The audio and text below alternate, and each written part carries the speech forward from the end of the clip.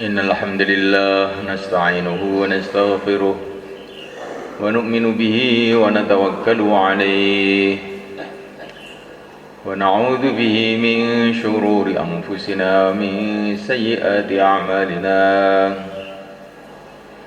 من يهده الله فلا مضل له ومن يضلل فلا هادي له أشهد أن لا إله إلا الله وحده لا شريك له وأشهد أن سيدنا مولانا محمدا عبده ورسوله اللهم صل وسلم وبارك عليه وعلى آله وأصحابه والتابعين لهم إلى يوم القيامة أما بعد.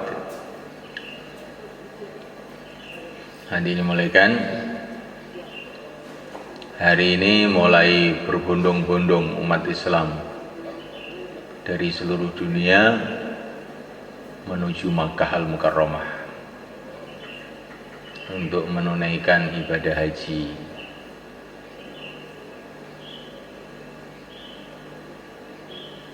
Dan kita yang tidak ke sana juga dapat barokahnya. Tidak ada amal soleh yang lebih dicintai oleh Allah melebihi amal soleh pada hari-hari ini, yaitu 10 hari pertama bulan Dzulhijjah, bulan besar. 10 hari pertama bulan besar ini amalan paling dicintai oleh Allah.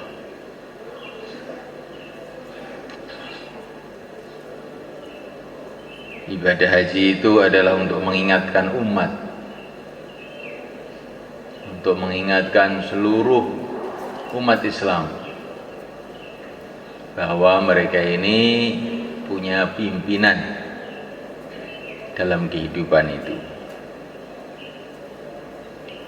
punya panutan dalam kehidupan itu,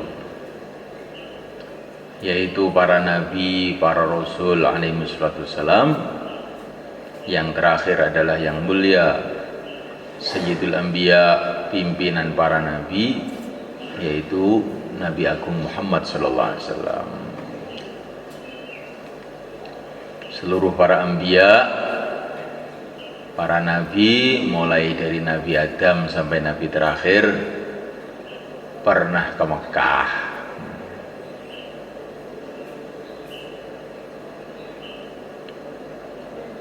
Itu di Mina, di namanya Masjid Khaif. Itu di sekitar Masjid Khaif itu ada kuburannya 70 nabi. Tapi tidak diketahui dengan jelas tempatnya, tapi sekitar situ. Hadisnya sahih ini, Pak. Diceritanya nabi-nabi dulu itu dakwah. Kemudian kaumnya kebanyakan menentang. Ketika kaumnya menentang, dihancurkan oleh Allah. Sudah nggak punya kaum.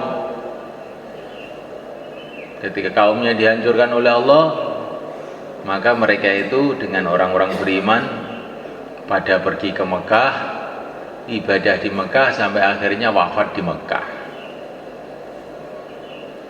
Maka Mekah itu tempatnya nabi-nabi itu. Masya Allah.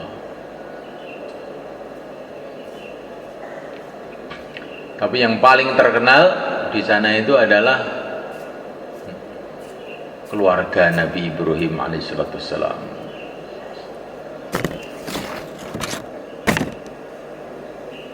Di Mina itu ada acara orang haji khusus memperingati pengorbanan Nabi Ibrahim ketika Nabi Ibrahim diperintah oleh Allah untuk menyembelih anaknya.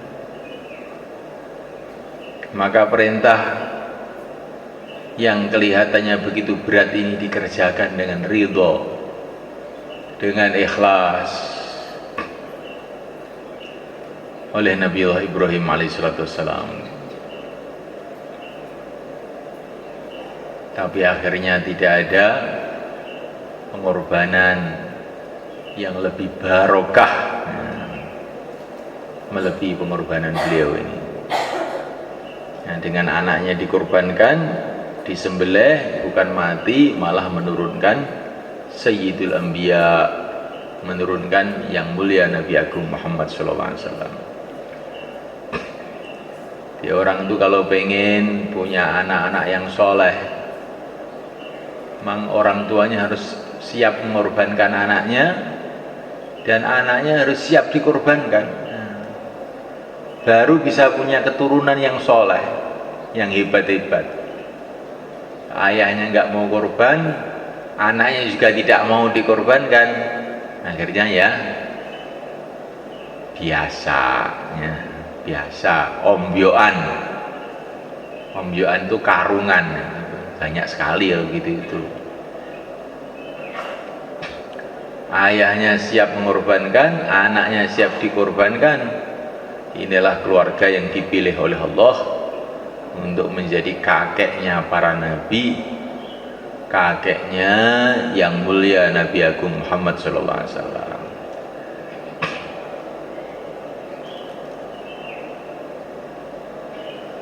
Nah, mulai kan Allah, ini sejarah ini terus itu terjadi hal-hal yang serupa. Maka Allah berfirman dalam Quran, falamma aslama wa tallahu lil jabin wa nadainahu ayya Ibrahim qad saddaqta ar-ru'ya inna kadzalika najzil muhsinin. Allah akan membalas orang-orang yang berbuat baik seperti Nabi Ibrahim, dibalas seperti Nabi Ibrahim. Nah, ini kalau kita ini ingin anak cucunya barokah kayak Nabi Ibrahim, ya berbuatlah seperti Nabi Ibrahim. Tapi berbuatnya ini harus melalui yang mulia Nabi Muhammad SAW. Kita tidak boleh ikut Nabi Ibrahim kecuali melalui baginda Nabi. Tidak boleh, karena Nabi kita ini Nabi Muhammad, bukan Nabi Ibrahim. Kita ikut Nabi Ibrahim tapi harus melalui baginda Muhammad SAW. Korbannya bukan anaknya disembelih, tidak boleh. Saya mau ikut Nabi Ibrahim, anak saya sembelih malah dosa besar. Anaknya diajari agama, ayahnya keluar 4 bulan. Insyaallah mulai kan.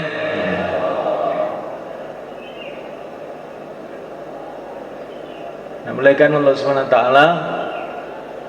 Kemudian nanti di Mekah orang haji itu disuruh sa'i, lari-lari antara Safa dan Marwah sambil membaca ayat inna Safa wal Marwata min sya'airillah faman hajjal baita aw i'tamara fala junaha alaihi ay yatawafa bihima wa man tatawwa'a khaira fa innallaha syakirun alim.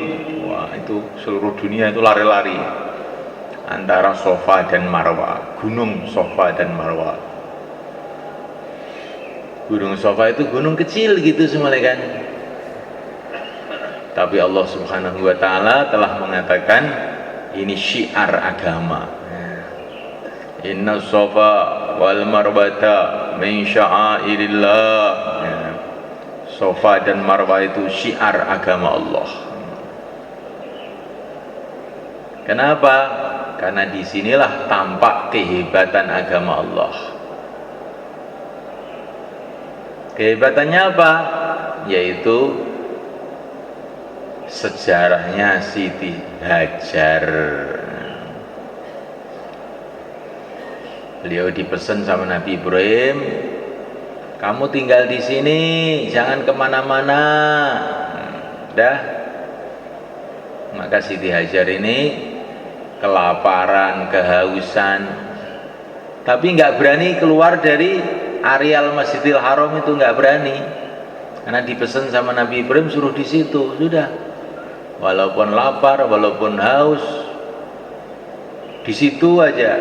beliau cari air ya di situ aja, nggak ada lari ke sofa, nggak ada lari ke marwah, sudah nggak ada lari lagi sana, lari ke sini. Nah, sudah tahu kalau sofa marwah itu nggak ada air, tapi beliau masih lari-lari juga ke situ, di situ, nggak berani keluar karena dipesan sama Nabi Ibrahim suruh di situ.